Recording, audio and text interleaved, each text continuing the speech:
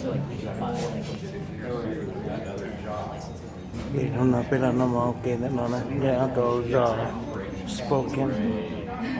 Nếu đi theo tuôn được, cho bên là nó mỏ. Còn nó giờ luôn là ham nhớ là.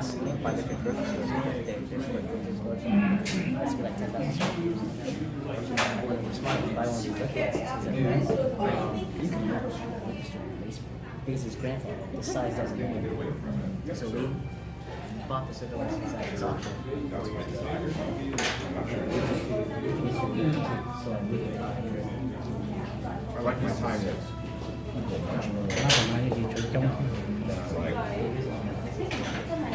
I want to take the phone.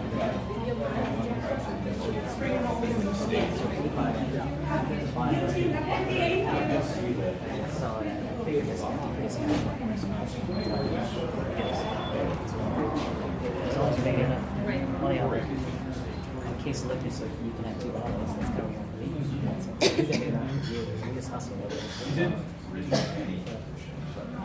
So then, do you guys set like a salary for yourself? Right. That's what we do.